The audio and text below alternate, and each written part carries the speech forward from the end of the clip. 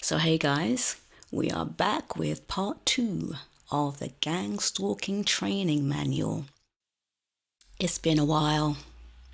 This is Intercepts. Intercepts are where community-based agents, in brackets CBA, will appear just to coincidentally cross paths on foot with the target. Once the target has been sensitized to the point of realizing they are under surveillance and punishment, they will recognize and be made appropriately uncomfortable by the simple act of multiple CBAs just happening to cross paths with them. Your local control center will instruct you as to how you will be cued to perform an intercept. Often, you will have an on-site supervisor, in brackets OSS, position you and give you hand signals. Excuse me. Hand signals as to when to start your movement to intercept the target. Because targets moving about aren't always totally predictable, the success of CBA intercepts depends heavily on the electronic corps who have means of monitoring the exact whereabouts of every target, and through computer programs predict exactly when and where a target will be as they move about the community. Your local OSS has a special means of receiving instant, silent instructions for the center. 1. Let's go for this. Intercepting CBAs may be asked to perform one of the following forms of intercept. 2. Simple path crossing, requiring the target to take evasive action to avoid collision. Multiple CBAs sometimes perform this several times during a single outing by a target. On foot, walking for an extended period on the opposite side of the street from walking target. 3. Arriving at a place known to be a favorite of the target and simply occupying the space just as the target is about to arrive. In brackets, restaurants, parks, public facility seating, even bus seats are examples. End of brackets. Sometimes just hanging out in such a location at times and places where people don't ordinarily do that. 4. Smoking, coin jiggling, whistling, or toe tapping near the target at a location where the target is known to need to stand, as to wait for the bus, or standing right behind a target at a water fountain. 5. A group, as many as a dozen CBAs, may be assigned to arrive at a store just ahead of the target and form a queue ahead of the target, spending time buying lottery tickets to delay the target. In brackets, the target is very tired and eager to get home after work, for example, or in a hurry. Kind of mind thinks these things up. An evil mind. 6. Community-based agents may be assigned to leave a next-door home or apartment exactly the same time as the target. I'm laughing because a lot of this stuff has happened to me. So 6. Community-based agents may be assigned to leave a next-door home or apartment exactly the same time as the target, repeatedly. Alternatively, a CBA may intercept the target a short way before home and arrive at exactly the same time as the target. A lot of thought goes into this, guys.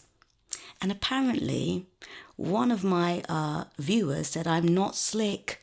Don't watch. I'm not trying to be slick. I'm trying to give important information to people. Goodbye.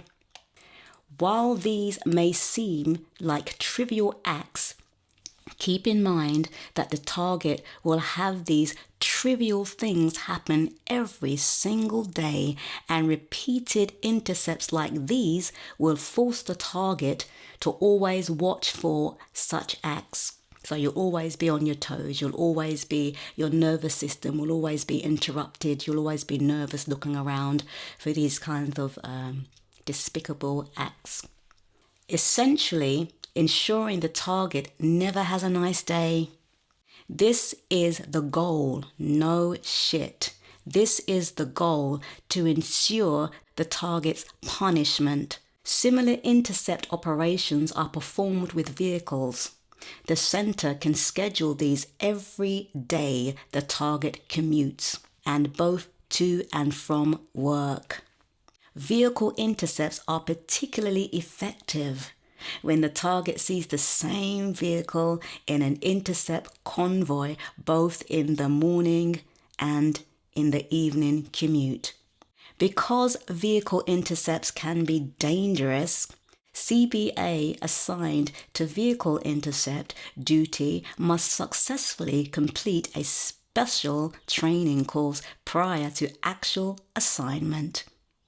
Here are some examples of vehicle intercepts a community-based agent, CBA, I think you know that by now, don't you, can expect to be assigned.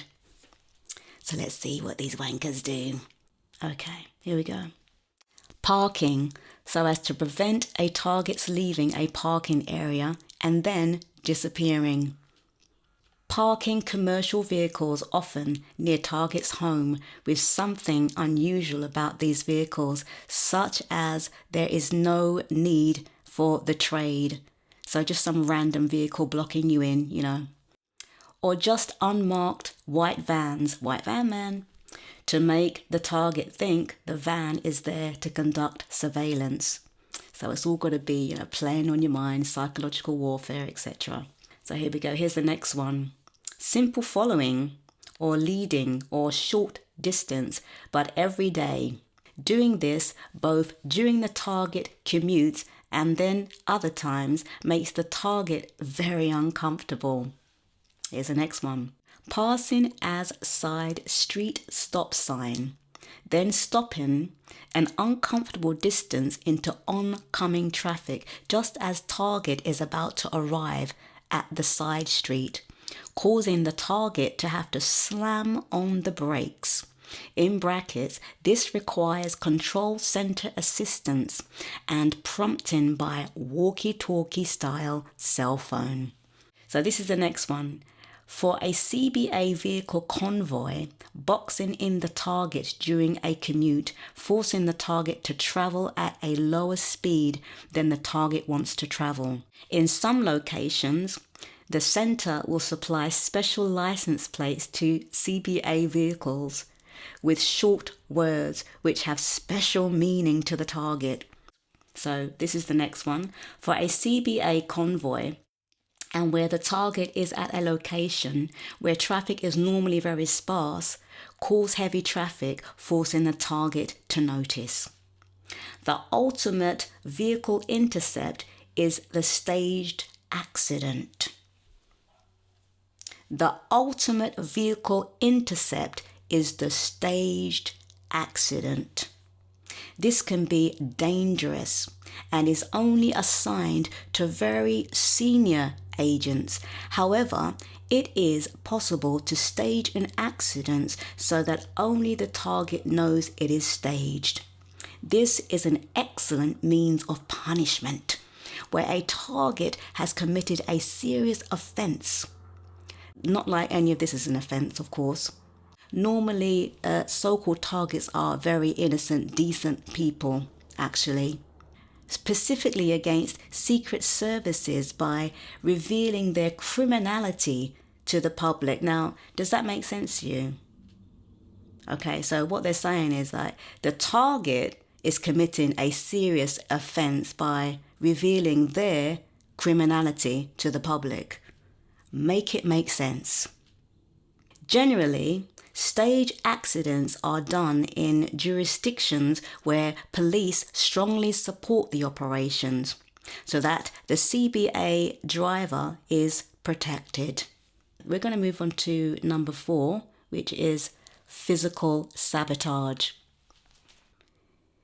It's very challenging to comprehend the kind of mindset that would go to all this effort to harm people, innocent people normally. Physical sabotage is an especially effective form of punishment when it is carefully limited to low-value items, below the value where police will take the report seriously. For example, burning a target's house down or even stealing an expensive appliance would bring official investigators into the picture. So that is not done. So sabotage, producing extreme safety hazards, is genuinely not suitable for operations because of the potential for bringing official investigators to an accident scene. So while damaging the brake system of a target's vehicle is not allowed for community-based agents, draining some of the oil, transmission fluid or radiator antifreeze is allowed. But not all of it. So do they actually sit down in a room and plan this? So you can drain some of the fluid or radiator antifreeze. That's allowed. But not all of it. Not all of it, mate. Not all of it, guys. Just drain a little bit. All right?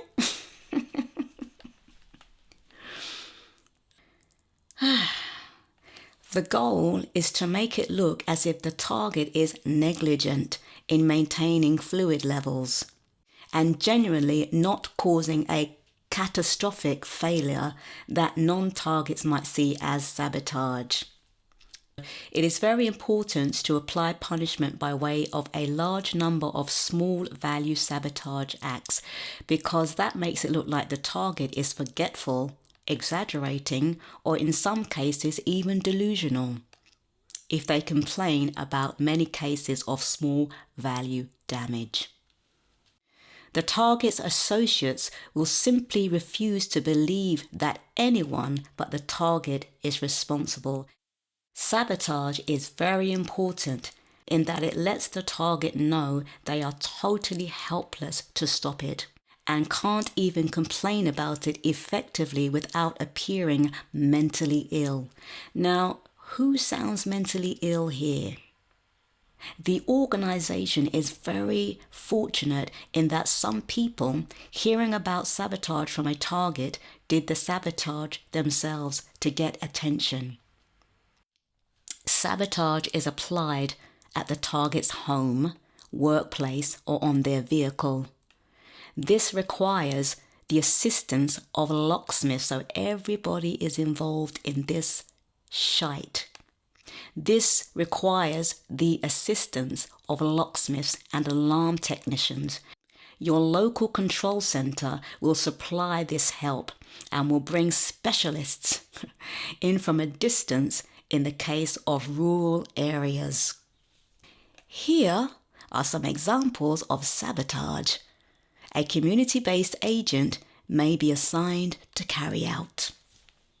Entering a vehicle or home and changing control and radio settings. Replacing window washer fluid with water, possibly destroying the system in winter. Scratching the paint on the target's vehicle, scratching furniture and valuables. Tire sabotage, from removing some air right up to slashing a sidewall if authorized by the center. Simulating a break-in electric window heater strips.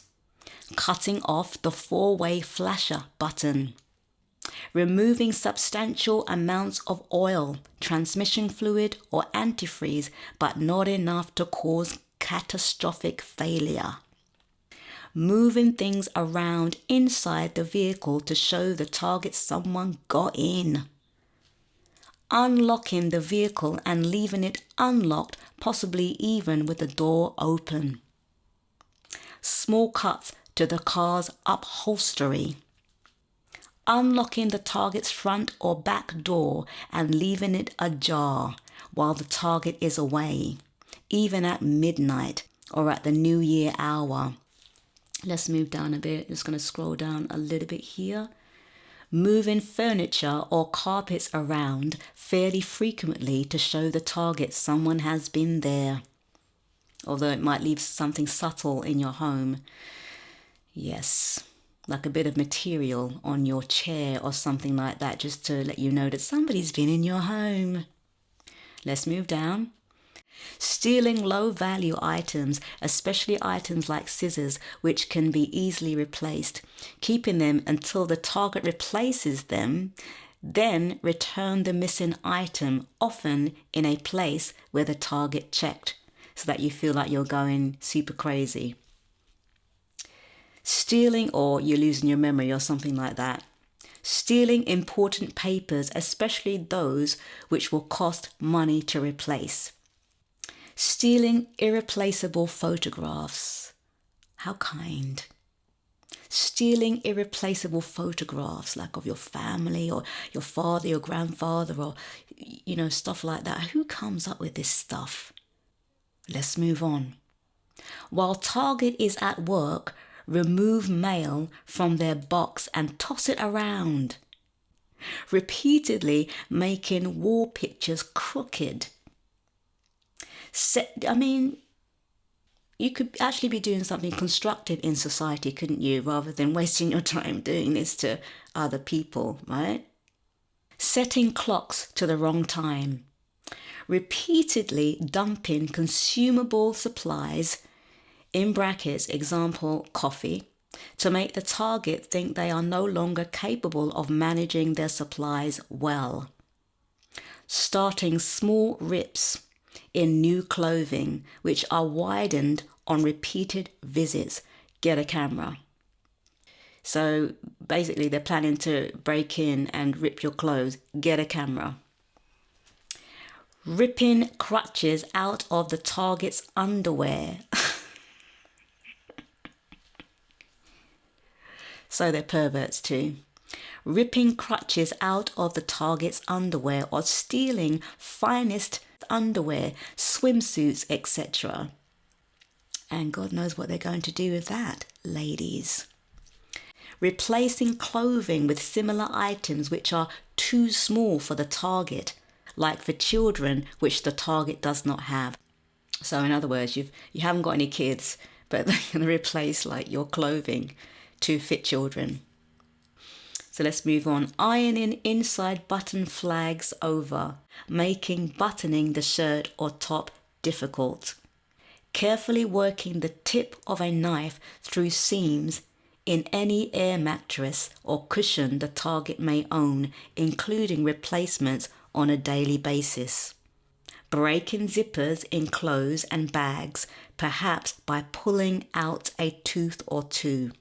Shoving a knife through the soles of waterproof boots. At work, removing screws from the target's office chair.